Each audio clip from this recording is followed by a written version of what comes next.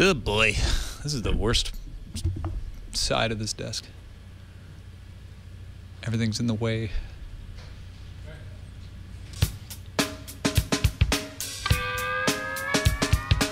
It's time for At the Controls with your host, Glenn Rubenstein. Hey, what's up, everybody? Welcome to At the Controls, the Twit gaming show. This is another beta episode. We're still in beta, but we're back here this week after a week break. How's it going, Tom? It is good to be back. It is indeed. And joining us today, we have, of course, as always, Brian Brushwood. Hello, ladies and gentlemen. Man, if you're watching the video, this guy looks like Satan. He is a sharp-looking cat. I mean, he looks good. You know what? If looking like Satan is what it takes to make me look good, then by golly, just devil me up, sir. I think it's because of the black shirt and the red tie. You just kind of look like... Yeah, I got to admit, this was the kind of thing. By the way, if anyone's wondering why I'm all so formal, a friend of mine just retired from the military this afternoon. Oh, okay. I got home and I was about to get undressed. I was like, hold on. It'd be a crime to downgrade, so I'm just going to pimp it up today. So how many souls did you purchase today? You know what? We don't disclose our numbers as a rule. We find that it sort of degrades our brand value if people know exactly Sure. Trade how many secrets, people. I understand. You know, friend retiring from the military was my second guess. My first guess, court date. Yeah. Yeah. Also joining us today, Scott Johnson. Going to be a guest on the show. How's it going, Scott? Hey, good to be here. I'm thrilled actually to be on the show. I love the show. You guys are doing an awesome job so far, beta or not. I got to say this though to Brian Brushwood. I cannot wait for your keynote at SatanCon. I am so looking forward to that, dude. DevilCon, Souls. Oh, sorry, DevilCon. Got it. Yeah, they changed the name. It tested better. Copyright. To get things started this week, Tom, what do we have in the news? Let's start off with the news. News graphic goes here. According to Take-Two CEO Strauss Zelnick, Duke Nukem Forever was profitable for the company. Take-Two obviously didn't bankroll the 14 years that it took to develop the game, but Duke did earn the #2 spot in June, according to NPD's market research charts. Also this week, the Gotham City Imposters beta is now open. Gotham City Imposters is now in closed beta. You can sign up at GothamCityImposters.com. And for those of you who have been living under a rock, in Gotham City Imposters, you play an average person who decides to take things into their own hands and joins Team Batman or Team Joker. It's kind of like the movie Kick-Ass fused with a Batman video game. And completely awesome. Hey, did either of you guys look into buying the Humble Indie Bundle? Yep. Because Did it. Bundle Done did 3 it. is now closed. A week before they closed, they upped the ante and they offered an additional 5 extra games when you paid more than the average. So they added a little bit of game theory there. It boosted sales in the last week of the sale. The bundle raised a total of $2,168,377.83. What jerk paid 83 cents for a game? That's what I want to know. With 372,382 purchases, the average purchase price $5.82 on Linux. Linux user leading at 1203, Macs in the middle at 773, and Windows cheaping out at 489. Investors in Nintendo are urging the company to make the move. Bring those iconic characters over to the iOS platform. Don't fight it. Join the dark side. There are currently over 200 million iOS users who average 14.7 hours of playtime a month. According to Nintendo's president Satoru Iwata, though, they're refusing to make that move. Quantity is how they profit. The value of software does not matter to them, said Iwata. So it sounds like they'll go to the way of Sega. Retail copies of Battlefield 3 are still going to require EA's Origin service. That's right, even if you buy it in a store, to play Battlefield 3, you're still going to need an Origin account. On top of that, you'll also need a Battlelog system installed to launch the game, search for servers, and organize games. You will not need someone, however, to play the game for you. Okay. So that you can do on your own, yeah. we think. One less requirement. That's good. Dude, I love this next story. I totally predicted it accidentally in a previous episode of At the Controls. 6-axis Android app lets you use PlayStation controller with mobile games. Dancing Pixel Studios released a video to show off their apps, which uses Bluetooth to connect a PS3 controller to an Android device to play games like Street Fighter. When your phone to your with your phone to your TV, you actually have a gaming console. Dancing Pixel Studios previously released the Wiimote controller as well. The app works best with games that are not designed for the touchscreen or the accelerometer. That's awesome. It's pretty awesome. I'm looking at that and I'm like, I gotta hook up with that. That's fantastic. I'm gonna call her. I got to make out with that game. That's good. That's good. Yeah, gonna hook up.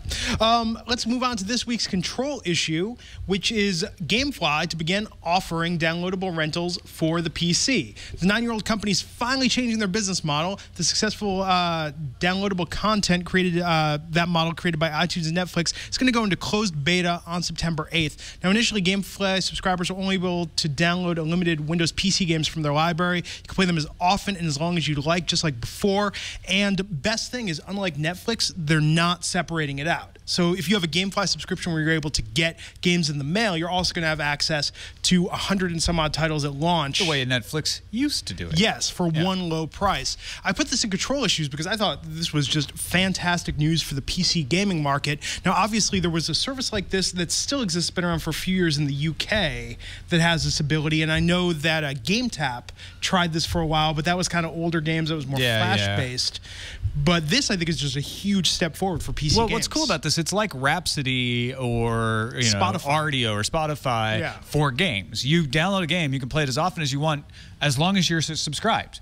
Your subscription ends, all your games go away, but as long as you're subscribing, you can play any game you want anytime. Well, and doesn't GameFly currently offer some deals if you want to purchase a rented game? So maybe they'll do something like that in the future. Oh, they do that for the discs. Yeah. If you rent a game from GameFly and you like it enough, you want to keep it, you can choose to buy it on their site, and then they'll send you the manual in the box and the next game in your queue. There's no word that they're going to do that with digital downloads. But that would be kind of interesting if they did. Yeah. Now, Jason Knight in the chat realm is saying that's like on Live, but you have to download the game. Now, with On Live, they have the play pack to where you could do for a fee. I forget what the exact charge is, but you can essentially play all of the games they've designated for that program. Or for the one fee, you could play those live streaming, which is cool. It's all about selection. Yeah, it's all about selection. With On Live, it's kind of hit or miss. Yeah. You know, I found in terms of they have some games on there day and date, but I'm sure that with this, you're also going to see some exclusions. Have you checked in to see how many games are available on GameFly? In terms of the PC program? Yeah, like what's the selection? They're saying 100 when it launches is what they're aiming for. Now, 100 My Little Pony games? My guesstimate is I don't think you're going to see Modern Warfare 3 day and date. All right. I don't think they're going to do that. I think there's going to be a window similar to how there is with Netflix. But I think what's cool about this is the biggest, most mainstream push to do something like this, different from how On Live is doing it. You know, with On Live, we've talked about that before on the show. I mean, I like it. I find there's a little bit of lag, but I'm kind of amazed that On Live hasn't caught on in a bigger way so far. Yeah, I think a lot of people just they put off by the idea of it. They don't think it's going to be a good gaming experience, so they don't try it. But it actually works really well. No, it does. If you're within the 1,000 miles of the server that you need to be, whatever that is. Scott, what do you think of this new GameFly thing? I think it's actually a huge boost to PC owners. This is kind of the time of the PC anyway, and I don't mean just generally. It's a cyclical thing, and we see PCs kind of have this rise right around the time that the consoles are getting a little stale in their tech. And this is a weird generation, and that staleness has taken longer to set in, and PCs have had a kind of a chance to ramp up. It's also kind of the pinnacle of Steam right now, and it's become kind of a platform of choice for a lot of gamers that maybe a few years ago they weren't as interested in the PC as, you know, their main gaming platform. So this is a great way to do it, and I kind of think companies like Netflix, I actually think Netflix should have had a game option for a very long time, and this seems like, yeah, it surprises me because it seems like an untapped market, and GameFly, this is a great way for them to expand, and obviously they think there's enough market in PCs to do it, so I think it's huge. I think it's going to be, I can't wait for it. I have a GameFly account now, and you know, if I'm going to pay one flat rate and get all the games I can eat on my PC, I am thrilled about that idea. It'll be great. And I think it's going to be even larger curb for piracy than Steam was. With Steam, I think with Steam, you have the option of, you know, buying games and getting digitally delivered. Right. But I think that, you know, with piracy, people obviously are attracted to that because it's free, you know, in most cases, or for very low. A certain demographic is attracted because they're free. I mean, being a grown up now, I mean, the reason that Steam made me an honest man was because it had the convenience that piracy offered, and I didn't care about the price. I wanted the people who made the games to get the money, and it offered me a way to make that happen. But you're definitely correct that to a lot of these college kids or these 14-year-olds, you know, if they can get their mom to talk them into getting a subscription, then this is going to be huge. But of course, the number one concern is how many of the games are there going to be on there, right? Yeah. Yeah, no, I think that's absolutely correct. I think, though, for the value of just the idea, to me, it's like saying if you said for one low price you can go and there's 100 games, take whatever you want. As long as your subscription's active, you could play them. For some reason, that appeals to me more than the idea of, because I like Steam, but with Steam, I mean, we all know when Steam has a sale, the money adds up really fast. Yep. You know, and there's a lot of those games. God, think about that with Steam, how many games you buy on sale that you play once or you never really put in serious time with. And I think for that, this is going to be that for a much lower flat fee. And more importantly, not only do you only play them once, but you don't even feel guilty because you got it on sale. It's like I got, yes, way much did I get $10 worth of entertainment out of that game. And then you're done. How much is GameFly? I have games in Steam where I purchased them on a sale weekend and I have yet to touch them. And it's a weird economy on Steam because you'll see a game for $4.99. You just think, well, that was $49 when it was new. That was just a year ago. I really want that game, but $5, I may as well just get it. And you don't end up even playing the stupid thing. How much is GameFly a month, Scott? What is it? 15? I didn't even look. $7.95 is the cheapest one. The cheap one that they're offering. I'm on that's the higher, less the higher than level. one Steam game a month. Yeah. Yeah. Yeah, in fact, that's how I had heard the buzz about, what was it, the Indigo Prophecy? Was that the name of the game? Where it's like you wake up and you got blood on your hands, you don't know why, and it's about deciding how, are you going to clean up the blood, or are you going to hide the body, or are you going to go around out and grab the police? Like, I heard so much buzz about the beginning of the game, but I never bought it when it came out because I heard the end game was no good. It was on sale on Steam. I bought it for like $7, $8. And played the beginning, and then it got, tedious, and then I just dropped it, and I felt great about the whole experience because it was $10, whatever. Yeah, but the question is, are you going to be able to play all the good games? Portal 2 is available on Steam. Civilization was available on Steam. I mean, Edge, Rage, all of these games are available on Steam. We don't know if they're going to be available through GameFly. That can make or break it right there. The worst case scenario will be that it's like a better version of GameTap. But I think the best case scenario will be that. I mean, they've said they're already talking to publishers. I don't think they announced any specific titles yet. But I think that GameFly has some pretty good cred in the business. I mean, they haven't really been shut out the way Netflix has been shut out by some studios. I think GameFly's done an okay job. You don't think the studios will shy away of the digital thing? Like, I don't know if we really want to let you do this. But they acquired Direct to Drive. So I think you're going to see a lot of those companies that were signed up through Direct to Drive already are probably, I mean, if I just had to completely guesstimate, those are probably going to be the first publishers we see. And that's a good thing for them. That's a good thing for them. But keep in mind that we're already seeing EA back into a corner trying to get their own Origin service off the ground and make that a viable thing. So my guess is EA is not going to be too keen on this. I also don't think that Valve, who has a vested interest in both Steam and their games and their own IPs, they're going to back away too. I don't see Steam doing this unless, and not Steam, but Valve, unless they just really want to show goodwill and not have any kind of stir in the the pot and just go ahead and let Portal and Team Fortress 2 and all this stuff show up there. How do the studios get their money?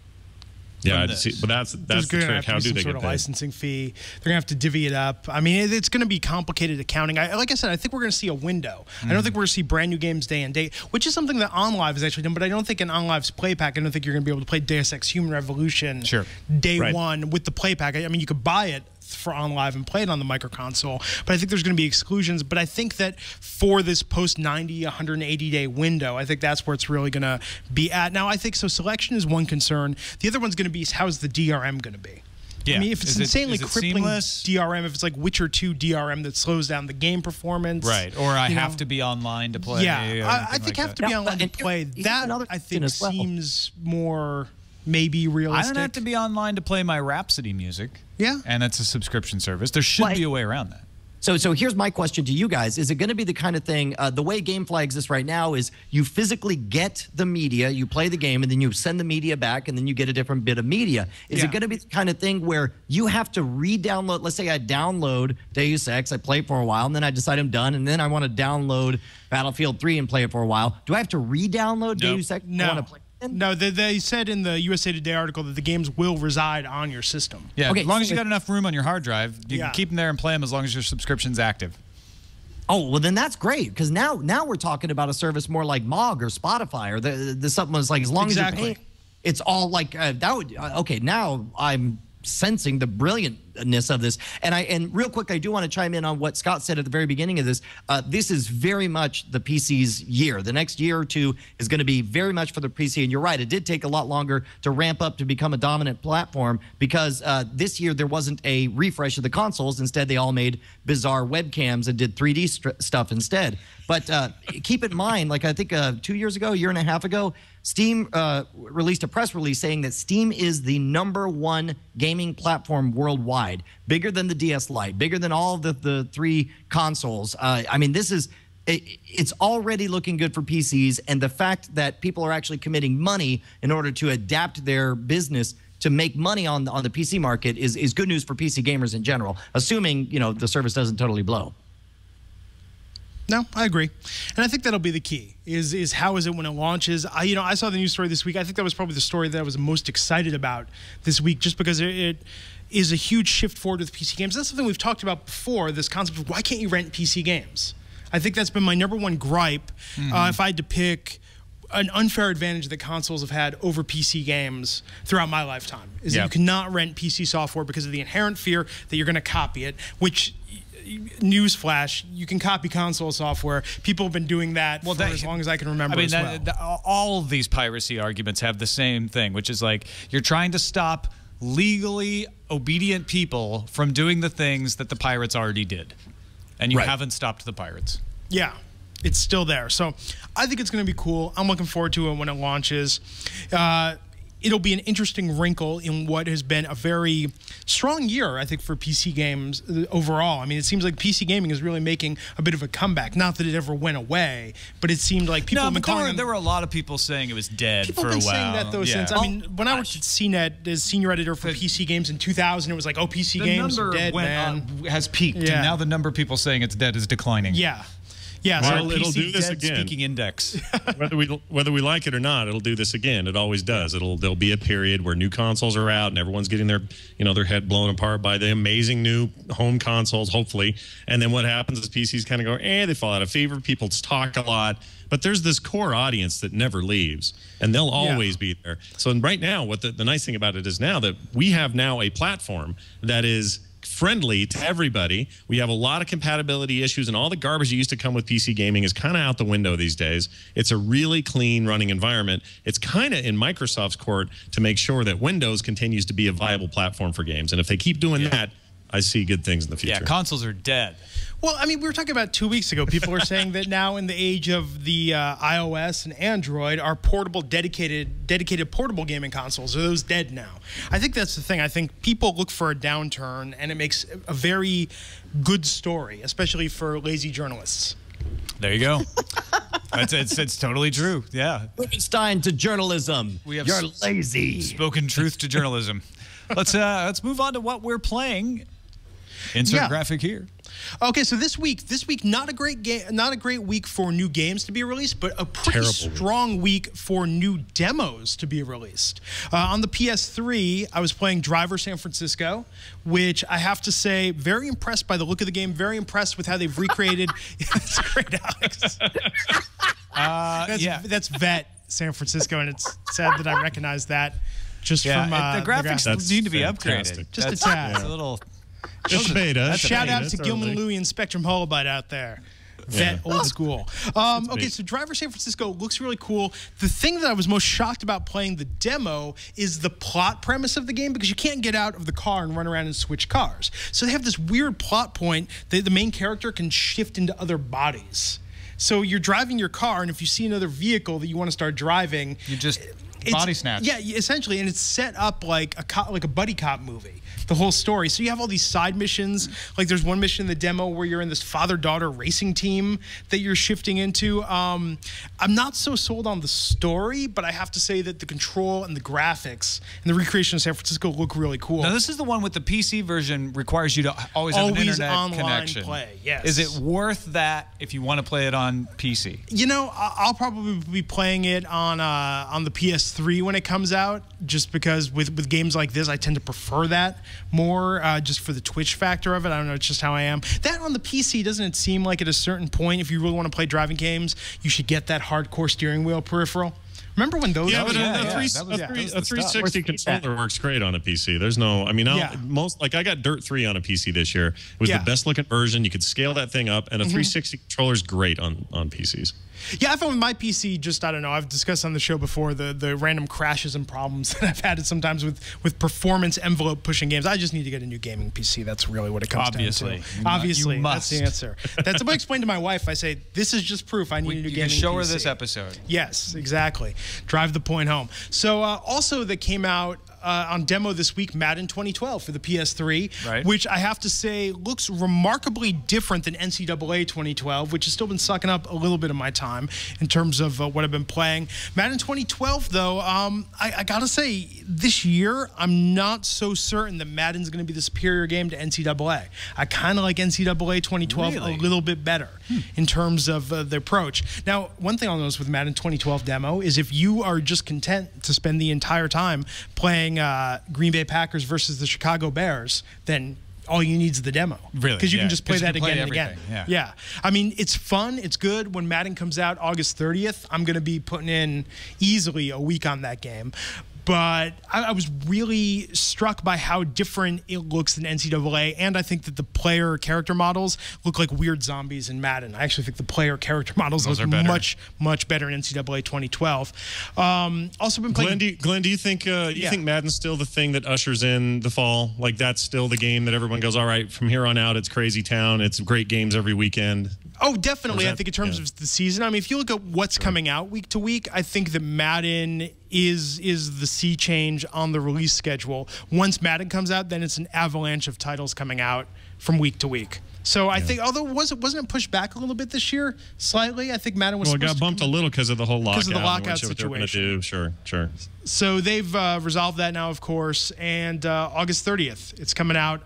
But yeah, so far I'll say that the NCAA 2012 has set the bar pretty high for what Madden needs to beat. Also, I've been playing Juke Beat on the iOS. Now, this is Konami came out with this, which is kind of weird. We talked about 2 weeks ago with Groove Coaster how Taito came out with a rhythm game. Juke Beat for iOS. It's actually It's kind of like a tap-tap game. well, but I'll tell you, people when they say Tap Tap Revolution, you think of Dance Dance Revolution. Right. This is literally like Dance Dance Revolution. You stand on your iPhone? with your fingers. So you're essentially doing the patterns. You're moving it around. Sometimes Okay. you're hitting it with 2 fingers at once. And what's cool about it is they've dug into the Konami library of games for the music. So you have one of the themes from Contra is one of the music tracks in the that's game. cool. You have a remix of the Frogger theme in the game. So for I think it's free, actually. I don't think I paid anything for it. And I spent probably 20, 30 minutes with it. It was okay. Lastly, I checked out the Limbo demo, and I wanted to go lastly with this because I know Yeah, Tom... because this one I've been playing with. Yeah, you've as been well. playing this as well. Limbo, how would you describe it? It's a artistic side scroller. Yeah. I mean, it's a very simple game, 2D side scroller, and you have pretty obvious missions and puzzles to get up and get around and avoid monsters and traps. But it's gorgeous. It is a film noir sort of way, and it's got this ethereal music and feel to it, and you just kind of get lost in it. We were talking about it before the show. Yeah. I kind of am like you, Glenn. I don't really know what the point is or what I'm doing or Not where a I'm clue. going, but I don't really care because it's just so fun to look at and play. Yeah, it's really a good use of doing sort of a low-tech, lo-fi game, but doing it in a very artful style. And This game, yeah, it's got this just game's enough about a year playability. old, right? 360 led off their Summer of Arcade last year with this title, and I remember just being blown away by it. It's fantastic. It's on other platforms, so it's PSN and Steam have it, right? Yeah, it's on Steam. That's where I'm playing. Yeah, and I'm playing it on PS3. So, I mean, Yeah. it's cool. And I know, the game's been around for a while. Still not really sure what's going on in there, but I love the look of it. Yeah. It's a lot of fun to play. Playable art. Yeah, what else have you been playing, Tom? Take that, Roger Ebert. Well, I started playing a game called Dead Cyborg at deadcyborg.com. It's kind of an interesting tale. If you get enough people to donate, they will make the next level. So you can play for free. You can pay whatever you want to play it. You can pay nothing to play it, and it's a typical first-person shooter kind of thing. Alien backstory. Didn't blow me away. It's competently done, but it's kind of a cool thing to check out. Also wanted to follow up on Dungeons of Dreadmore. Last episode, I was talking about how I couldn't get out of the dungeon, and then it turned out I was just being stupid, and you press a different button to open doors than you do to pick things up, and I was trying to press to pick things up. However, I went back to load it on Steam just now, and I loaded a game, and I swear there are no doors in this level here. There's an enemy that is going to kill me here in a moment, but Yeah, I can't figure out how to get out of this thing. Right, now, just for the record, what's happening here, Tom, is that you trashed the game because you didn't understand how to get past the first level. You found out how to get past the first level, decided you were an idiot. No. This is the first level of a different instance of the game. Yeah, it's all randomized. You got it. okay. So this Dreadmore game, what they've done is they've randomized a room with no doors for you. That's what's happened. That's exactly what happened. So yeah, so I trashed the game because I couldn't figure out how to open the doors, figure out how to open doors, played it through, and then started a new game that doesn't have any doors. Maybe this is awesome. like Penn and Teller Smoke and Mirrors, and the game is just messing with you. I think it is. Or penance. Yeah. That's awesome. Scott, what about you? What have you been playing this last week? Man. Speaking of summer of arcade, I'm still playing my second playthrough of Bastion, which I'm in love with. That game is amazing. And people should get that soundtrack and support those guys. It's an amazing soundtrack, but that game is incredible. It's on the 360. $15 is way low a price to spend. And the Steam version's like in a week or so. So if you held out for the PC version, you can get that there. And I've been playing a whole lot of I always spell it wrong. Insanely Twisted something planet, Shadow Planet. I always forget the name. Insanely Twisted Shadow Planet was the third week release right before this last week's Fruit Ninja for the Kinect. And I don't know even how to describe it. Well, actually, I do know how to describe it. It's like Limbo meets Pixel Junk Shooter. It's the best way I can describe it. Trippy, weird, cool. And a guy that used to work at Pixar did it. Apparently a bit of a labor of love, and it shows. It's an amazing game, and actually a really good Summer of Arcade this year. I think Microsoft should be patted on the back for some good stuff so far. Very cool. Anything else? Or WoW, got my raid night. What else? I've been playing, I go back to favorites. There's games that just, you can't get them out of your head, and you may not even play them for a year, but you go back and you go back. I played a ton this week, and I'm just trying to get a couple of really hard final achievements, but I went back and played a whole bunch of Geometry Wars 2, which is still the greatest dual stick shooter of all time. I love that game. So good. Absolutely so good, classic. dude. Have you played it on the iPad as well with the two? I have. I got the little fling things over here somewhere, and they work okay. I think one of them might be defective. I seem to be leaking some sort of glue out of it, but when it's working, it's actually a playable version finally of that game on the iPad. And one more plug for an iPad game, actually two. There's a word game called Words that has 3 O's in it.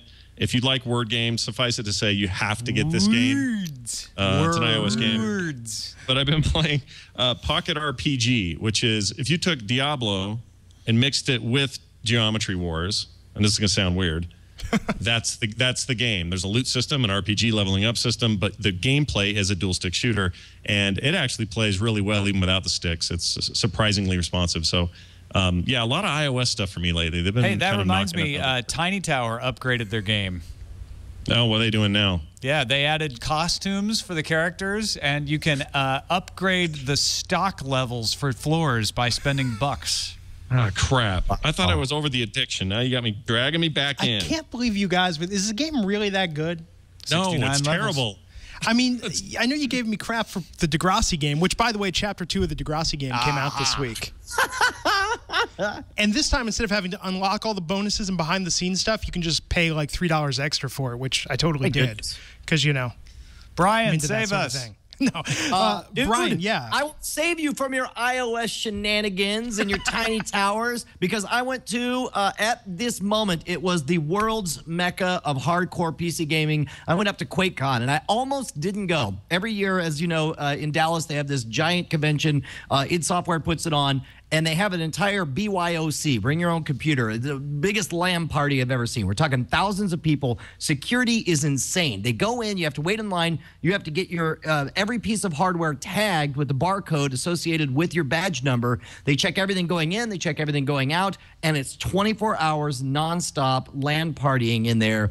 It's awesome. It's completely insane. And the best part was, I wasn't going to go, but Chris Kaminsky from the PC Gamer podcast or PC Gamer magazine bullied me. He's just like, so you're coming up to Dallas, right? Right? Because I'm all the way out from San Francisco, so you have to come up from Austin. So I went up there. He managed to grab me some press credentials, which is awesome, by the way. We managed to sneak in for the overcapacity Skyrim demo, which was amazing. Now, we saw some footage of Skyrim back at E3, with the hands-on, some of the notable things. These are from the people who did Elder Scrolls Oblivion. But what I didn't know, and I actually dropped it in there, apparently when I was in the room, first of all, the dynamic, it's one thing to be at E3 and have somebody give you a demo for the 38th time that day. And you can tell he's tired and bedraggled, and he's just running through the motions for you. It's another thing to watch one demo on a giant screen with 3,000 fans watching live and to hear, like, these are not shy fans. These guys are some of the more louder, brash PC gaming generation. So as a result, like this guy's trying to show off the area, and he shows these random giants and the woolly mammoths walking along, and he's like, these guys won't hurt us, so we're not going to hurt them. And he starts to walk away, and then some guy goes, hit him! And then he's like, no, they're friendly. They're not going to hurt us. And then the whole audience just go like, attack, attack. And so he's like, all right. And he turns around and starts attacking him. It was an epic demo. And being there, just feeling the energy of everybody was amazing. But apparently, and I put a link to the article in there, apparently a woman was pregnant and waited in line. The line was huge for the Skyrim demo. They were over capacity. They were turning people away. And she went into labor during the Skyrim demo, decided to hang out for the rest of the Skyrim demo before she went to the hospital. That's how good she's like, I stand in line. This baby can wait. I know, right? It's like, come on, man. It's going to be amazing. Did you have a look at Rage? How's Rage looking? We're pretty close to release on that. I played Rage for an hour and a half. I played Rage for an hour and a half, and I played it like from the beginning. Most people were just picking up the game somewhere in the middle. I went back and started a new game from the beginning. I was really surprised at how much of a sci-fi element there is to Rage. When I thought of Rage previous to going up there, I thought of nothing but a red version of Fallout was what I thought. But it's its own shooter. It's its own flavor. And what I like about it is that it has its own bits of humor and kind of some of the more relaxed aspects from it from a technical standpoint. You're not really worried about why everything works. You're just happy that it works. I'll tell you one thing I love. I love the feel of the weapons. The weapon design is fantastic. Every time you get a new gun, the character will pick it up and hold it in front of them to kind of check it out for a little bit. And you can see how well made they are. Stuff like the crossbow. Let me see if I can put this on here. The crossbow has a specific design that everything works, right? You got different gears to go with everything. It has a real meaty feel to it that I enjoyed quite a bit. I did not think Rage was going to be a big player until I started playing the demo there at QuakeCon.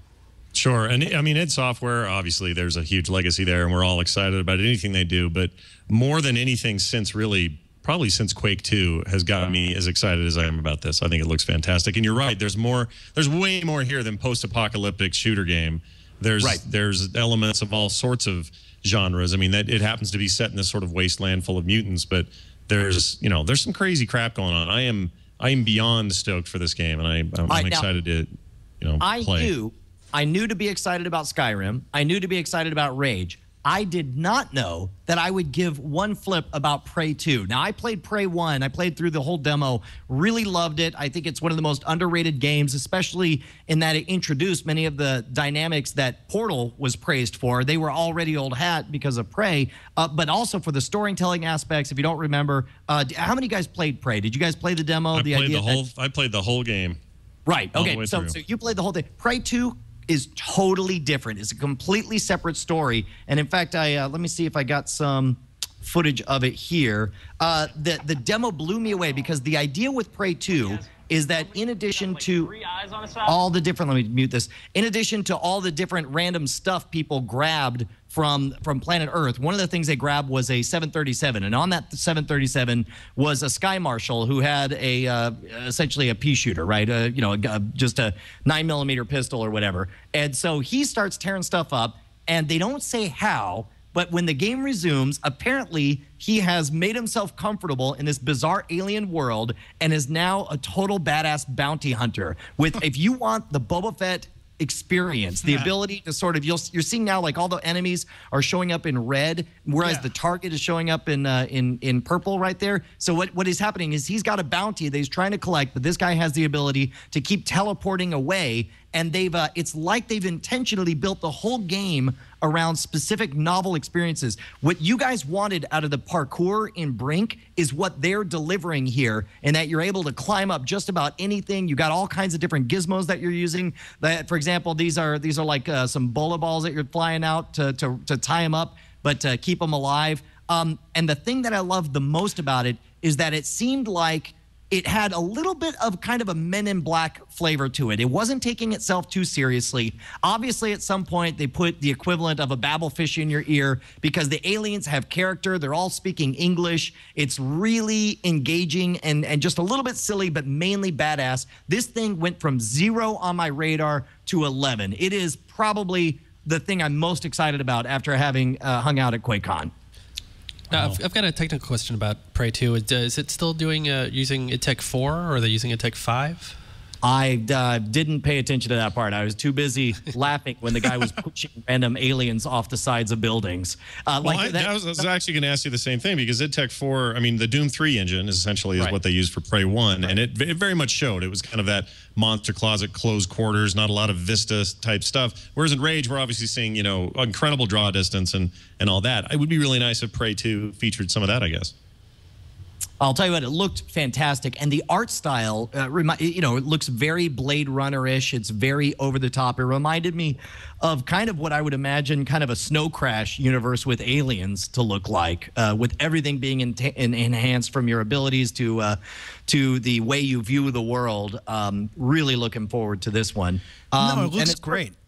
As far as games I played, my favorite thing of the whole weekend was after seeing all these amazing demos, turns out my college roommate and a couple of my best buddies in Dallas were there at the LAN party. They totally scammed me into the BYOC, ended up playing like 10 hours of LAN gaming. And I want to revisit Brink because we talked about Brink earlier that we were disappointed with it. Yeah.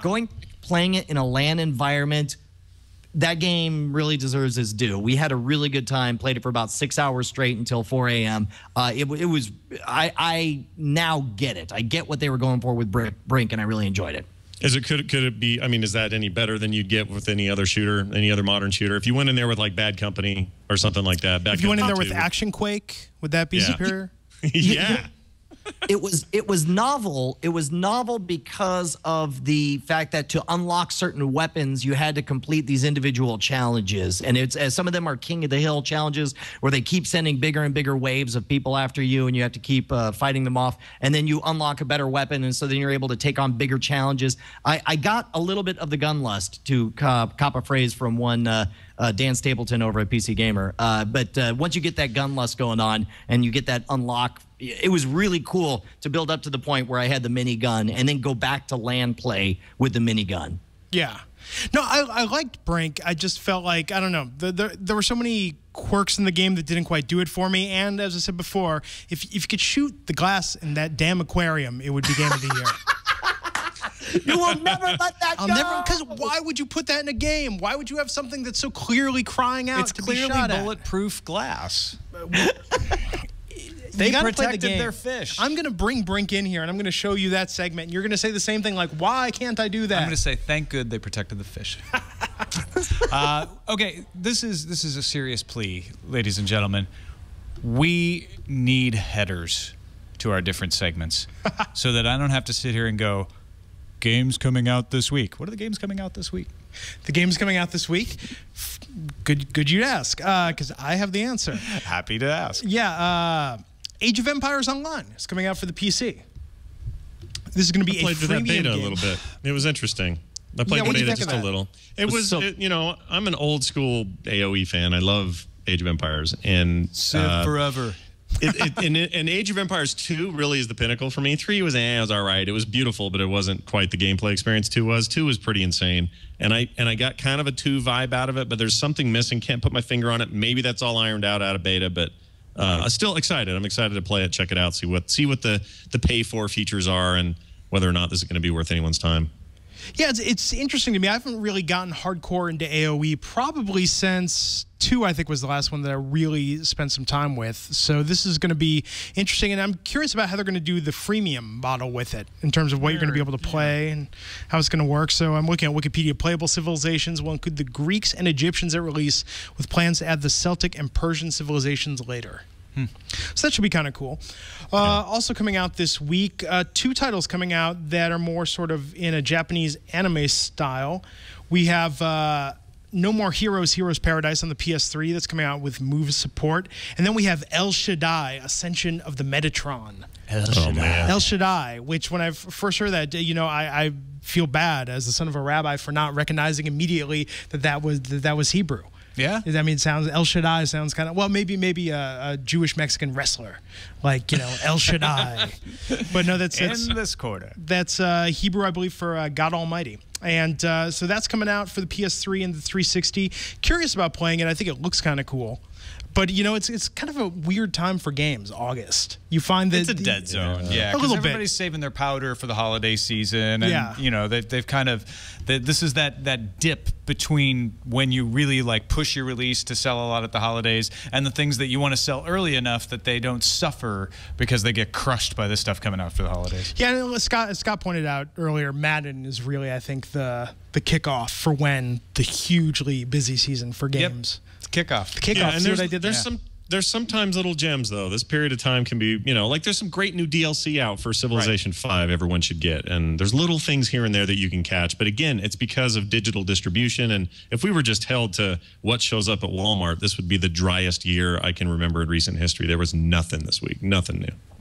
Yeah, it's been a little bit of a lull, which again not such a bad thing that we had last week off. It was good timing, but that's pretty much. And Duke Nukem Forever, I guess, didn't ship for the Mac yet. Did that get pushed back? No, yeah, it's finally coming out for the Mac, right? Man, those Mac gamers have been waiting. Well, forever. You take the number of people who are excited about Duke Nukem Forever after the reviews came out, and then you take the number of people who actually wanted to play it on a Mac. It's a slice. It's a niche audience. I'll be curious what the numbers are. Yeah. On that. I'll be curious about the single-digit numbers. Let's move on to the retro segment this week. We need another thing here, too. Just saying. Yeah. Retro, I saw this on Joystick today. I did not know this was coming out. Defenders of the Crown for iOS. Cinemaware games that's awesome. Are now being ported over to iOS. And for people that didn't live through that weird time in gaming in the late 80s, early 90s, I had Defender of the Crown on my Amiga 500. Nice. You had an Amiga 500? I had an Amiga 500. Yeah, I bought all the I bought a Commodore 64 in 1988. I got an Amiga 500 because I said, that's the gaming platform in 1990, 91. Got my Amiga 500. Didn't finally jump to PC gaming with my first 386 until about, 1992, 93. A little late to the party. That's probably about...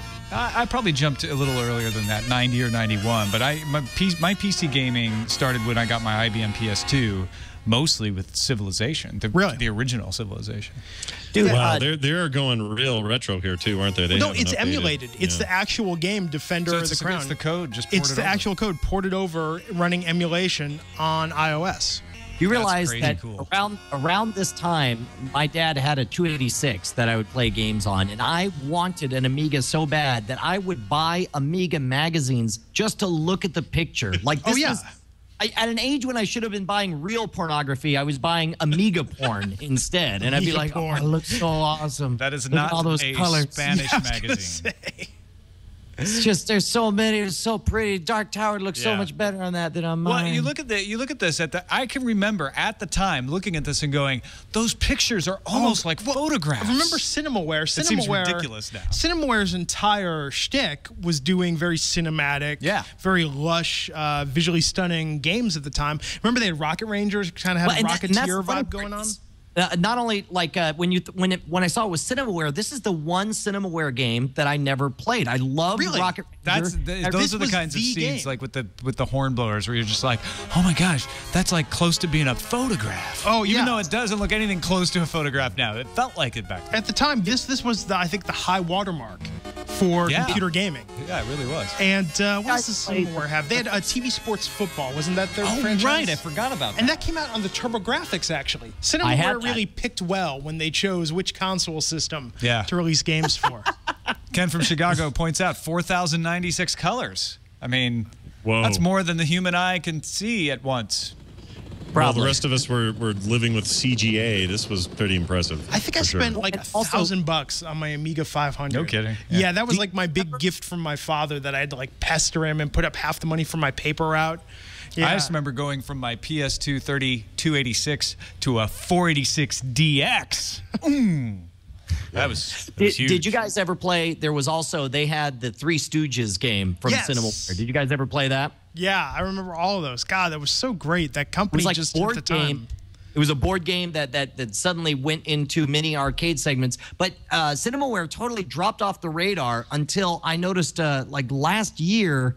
I forget when I got into it, but like 5 years ago, they had a game that was shockingly good, Space Rangers 2, and it's currently under Cinemaware. If you go to cinemaware.com, you can get it. You can get Space Rangers 2 on Steam. It's turn-based, kind of privateer. You're ostensibly supposed to be fighting these big bad aliens, but along the way, you can make money as a pirate. You can make money by trading. You can make money doing special missions. And some of the special missions, once you start them, they turn into Zork-style text adventures. It's adorable. And then there's other special missions that turn into a small real-time strategy game. But Space Rangers 2 is under the Cinemaware label and highly recommended. I think it's only like $5 on Steam now. So the history is Cinemaware was founded in 1985. They went bankrupt in 1991. The intellectual property, when it was acquired, the company was relaunched in 2000. And from 2000 to 2005, in 2005, they were acquired by eGames. So now I think it pretty much exists as a brand, but they have all of this old intellectual property that's being ported and released. I'll tell you what, I'll totally buy Rocket Ranger. I'll totally buy that terrible Three Stooges game, but man, I will go nuts if they put out Space Rangers 2 on that. If they have the property for it, it's like that will be my new life on my iPad or iPhone. Well, and Defender of the Crown, $2.99 for iOS. Available now, available today. You can buy it, play it to your heart's content on iOS. And $2.99, man, I remember those games used to be $60. $60, and those were the ones, those were the must-haves 20 years ago. Crazy how time has changed. All right, well, we got to take a quick break, Brian, and thank our sponsor. Oh, how great a sponsor! Do you realize the other day I had a problem and I was stuck in a situation and I thought there was no way to handle it. You know who came to the rescue? Sponsor. Sponsor was there. They had Benefit 1, they had Benefit 2, and they had surprisingly lesser known Benefit number 3. And they did all of it for price less than what you would expect to pay for it. And you know what? You can actually sign up using code ATTHECONTROLS. That's ATTHECONTROLS, and you will get percentage off if you sign up with service. How great is that? Yeah, do I have to stick with a plan, or can I just do a trial of service? That's the best part. You get X days, and then if you don't like it, you don't have to pay another penny. But if you want, I actually use Sponsor. I don't allow Sponsor on the show unless I actually use it. I use it. I love it. Try it out. We think you're going to like Sponsor. Don't forget to use unnamed sponsor offer code to get special offer. Jim the Fly is setting up unnamedsponsor.squarespace.com. That's what a big fan he is of Sponsor.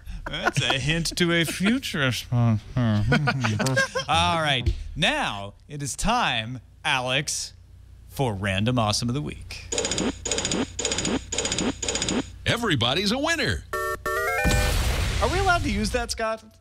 You can totally use Scott Fletcher. I do not own him. He is under no contract, and I think that's incredibly Okay, good. great. Now we just need Scott Fletcher's blessing.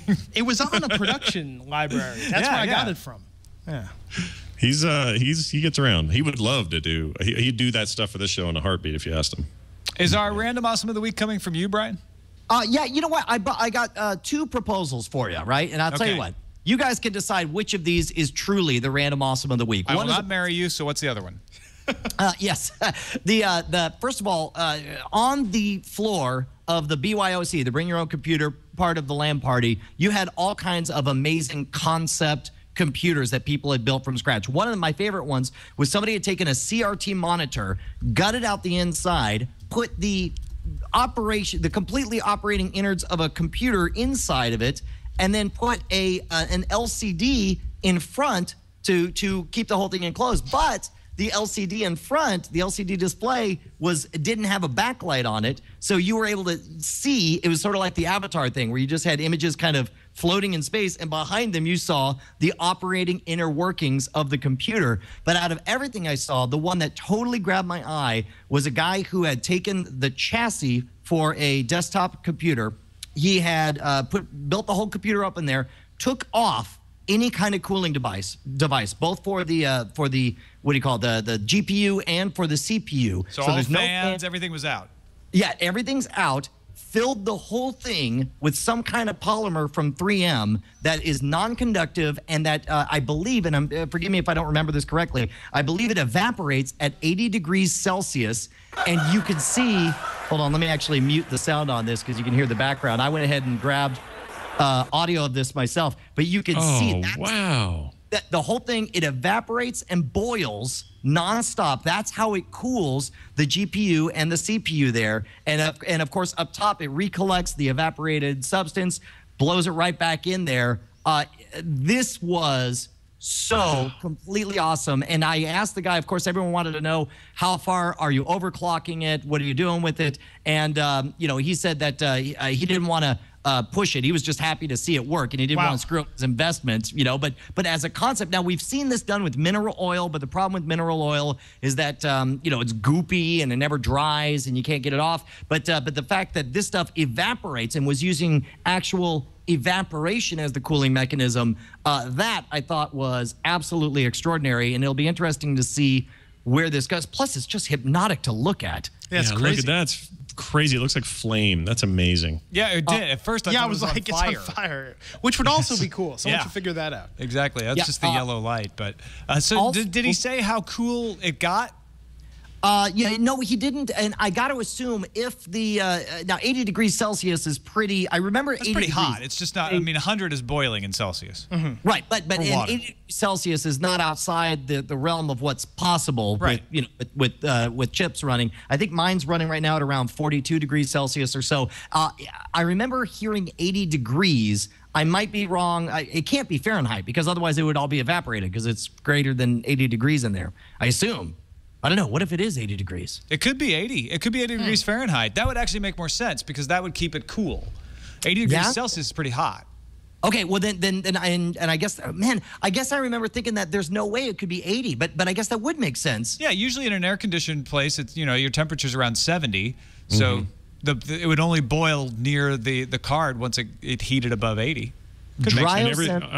I assume everything's overclocked like crazy, like everything had to be, right? It's not. This was a proof of concept. He just wanted to know that it actually worked, so he did not overclock it because he didn't want to damage his components. Dryosynth in the chat room is saying that it's M3 fluorinerts. I don't know what that is. Yeah, sure. Sure, of course it is. M3, M4, whatever it takes. M3 Fluorinart FTW. That's what we say here at. Echo has it's a 3M product called Fluorinert. Electronic liquid. Okay. Weird. He's got the link in the chat room. Don't drink it. That's cool, though. Hey, it was really cool to see it in person, and I wish you guys could have been there. And by cool, I mean that's hot. It's a family of perfluorinated liquids offering unique properties ideally suited to the demanding requirements of electronics manufacturing, heat transfer, and other specialized applications. The only other thing that I have to report from QuakeCon is that you saw some awesome, awesome startup screens there. For example, this one right here. I didn't even know where this came from. Took people about 5 seconds to find it on the web, but it's Lincoln with a giant that's a gun photograph. called the Emancipator, holding up the Constitution, riding a bear. Yeah, you've never seen that classic tintype that's based on? Yeah. Nope. It's an old commemorative plate you could buy. You can get it from the Franklin Mint. Yeah. He had to sit there for a good 20 minutes for that photo to take. That's right. Hey, so, on the bear. Also, in the chat room, Fopo Gijo reminded me of something I got earlier this week. I don't know if we could show it, but it's from, I forget the name of it. We'll get it here for just a second. But it's essentially a live-action version of TF2. Do we have that queued up? Are we able to jump over to that? Yeah. Oh, look at that. That's awesome.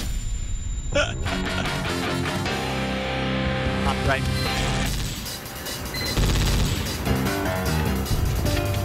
So this is a movie that played at QuakeCon? No. This is completely separate from Quake. Oh, this has nothing to do with QuakeCon. This is just something on the internet. That's brilliant, though. This is great.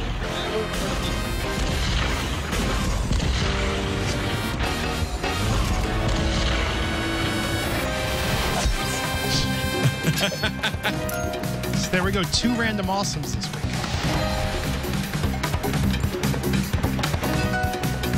I like how they actually got the colors and depth of field to look like Team Fortress somehow. Yeah.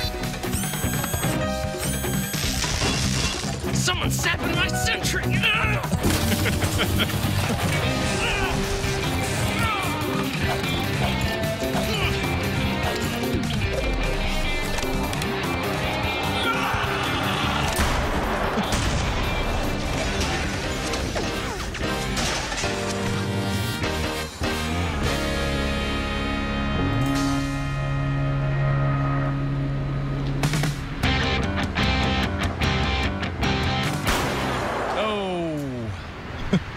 This How is many great. times have we seen that happen?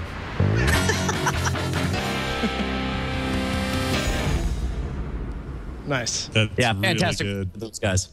Now it's time for feedback on At the Controls. I got an email message from a programmer named Andrew Gold who wanted us to plug his Kickstarter, and I looked at it and I thought, it's kind of a cool idea. What he's doing is he's putting together a Kickstarter for this game called Insane Arcade. It's like a mix between sort of Tiny Tower, Farmville, but you're building an arcade, essentially, and you're able to, share your stats, go up against your friends' arcades, and try and cultivate sort of the most revenue by placing different machines. So it's an iOS game. It's an iOS game. I think there are plans maybe to do it for Android also. And I thought what was kind of cool about it, really what sold me on it, is you're going to be able to play mini games based on the different games inside your arcade. Oh, now that is cool. That is cool. So it's That's what more put than me over just the a top. sim like these farm, bakery, It's got whatever this other games. You got a little level mini for it. thing inside. That's awesome. So I thought it was kind of cool. Thought I'd give it a plug. If you want to check it out, go to Kickstarter or just Google Insane Arcade, and you'll find a link to the Kickstarter there. I thought it was worth giving a plug to. Aside from that, in terms of feedback, gotten a lot of great emails from people about how they missed us last week. Yay, I think it's good to be missed. As it's set, we're not scheduled to take any more shows off. I know we had 2. Yeah, who knows, I won't be around for Dragon Con. Oh, yeah. Neither will Brian. Yeah. But you can do it without us, I guess. I'll just sit, me and Tony just hanging out. Scott can come back. Yeah, we could do. We'll I'd do totally something. come back, sure. Yeah, when's Be Dragon happy Con? to. It is Labor Day weekend. Oh, there we go. So we got some time. That'll be good. That'll be good. That'll be Madden weekend. Oh, you just so, want to, you're like, yeah, so that'll be great. Actually, that's what you should do instead of doing the show. Just do like, welcome to At the Controls, and then just watch you play Madden. Yeah, we could do that. we talked before about doing a league, doing a Madden. Yeah, I with know. Listeners. We were We'll gonna probably replace the try and NFL. set something up like that. We should still do that anyhow. So a lot of great emails. Glad to know we were missed last week when we were off. We'll be back next Friday here on Twit. Anything else we want to plug or get in? when we Scott wrap up the Johnson show? should tell them about Final Score. Yeah. Oh yeah, Final Score podcast on the Frog Pants Network. We, I think if you liked what we talked about today about Amigas and old games and kind of getting into that kind of nostalgic retro space, then you'll probably really like our show. We focus on every show. We focus on 3, and it's not the whole show, but a big segment. Focus on 3 old games: a console game, a PC game, and an arcade game. And we play clips and we talk about our memories, and it's always a good time. It's me, Brian Dunaway, Nicole Spagnuolo, having fun every week on the Final Score. And I'll be at BlizzCon this year. So if any of you are going out there, try to find me in that sea of nerds. I'll be there somewhere. It's kind of like a game. Mm-hmm. Similar, but Find different. Scott. Yeah, I'm the epic loot that will drop if you find me. Very cool. Very cool. And cool. I think we're all wrapped up here for today. I guess we should cue up the outro. Can I plug one thing real quick? Oh, yeah, of course. If anyone knows, like, I'm crazy about the Google Plus right now, so just find me Brian Brushwood, Brian with an I, Brushwood, how it sounds. But as a tease for the kind of thing that you get to see on the Google Plus, I went through and I found my old Eudora email folder from the 1990s, because a lot of people don't know, before I did Magic, before I did podcasting, I wanted to be a 3D modeler and animator, and I found, I kid you not, an interaction between me and Gabe Newell of Valve Software from back when I was trying to get booked when I was trying to get hired as a 3D artist. And what's amazing is this is a casual conversation where Gabe says, hey, man, make sure to send me that demo reel because we like what we saw in the first one. And I go down, and it's like, look at this. This is me asking Gabe Newell, how's Half-Life coming along? I must say, it was one of the best thought-through games at E3. It's easy to tell this is the kind of game the developers want to play for themselves. I'd love to be involved in the project, even only as a beta tester. Like, I completely forgot that I talked that way to Gabe freaking Newell of Valve Software. So that's the kind of thing you can get to set up on my... Hey, wait a minute. Who's that? Nobody. Some jerk. He's just this guy, you know. There's Gabe. Yep. He's still playing WoW too much. That's why their games are always late. Yeah, Gabe must Newell. be. See, while you were talking to Gabe Newell in 1997, I was writing fake news articles at subbrilliant.com about Bill Clinton raising the tariffs on Chinese laundry. I was working at GameSpot and rapping, doing hip hop. You were rapping? Oh, I was in a band. I rapped in you the were band. hardcore. Well, it wasn't. It was different. It was a different kind of rap. Gamesta rap. Game. That's good. You should trademark that. Gamesta rap. No, 97 was a pretty good year for games. Interesting. 98 was a better year for games. 98 was amazing. Yeah. Ocarina of Time, Half-Life 1, StarCraft, what else? GoldenEye? Oh my gosh, the list goes on. Yeah, GoldenEye was that year. That was a huge year. Yeah. Huge. Well, 98 was really when we started to see the second wave of 3D perspective. I mean, we saw the first wave of it. Not 3D like we mean now. Not like we mean now, I mean 3DS, 3D but perspective 3D and approach. Yeah, right. And they started to really fine tune it. I mean, looking back at from 95, 96, some really painful iterations. But I don't know, I thought 97 was pretty good. I mean, I really enjoyed all of that time. You know, I can't, well, except I think, you know why? Because we were emerging from the dark ages of 93, 94 and multimedia. Right. Took a while for gaming to recover from that. South by Southwest's Interactive Conference was originally named South by Southwest Multimedia. Ooh. Yeah. Wow. And then the CD-ROM took a dump. And then they're like, Nerd. we're interactive, not... And also, one other quick shout out. I just saw games on Google Plus are live on my profile now. Hey, congrats. That's really nice for you. You know, Oh, wait, I have I'm- it too. Yeah, I mean, think- that's awesome. Cool. So maybe I'll have to play some games on Google I'm gonna Plus. play You can City add of me Wonder. add me as well on Google Plus, or hit me up on Twitter at Glenn Rubenstein, where I update throughout the week with what I'm playing, what I'm watching, and what's going on. Cool. So this wraps up another beta episode of At the Controls. Hopefully, we'll be out of beta in the very near future. So until next time, this is Glenn Rubenstein on behalf of myself, Tom Merritt, Brian Brushwood, and guest Scott Johnson, reminding you that time enjoyed is never time wasted, especially when you're at the controls. See you next week.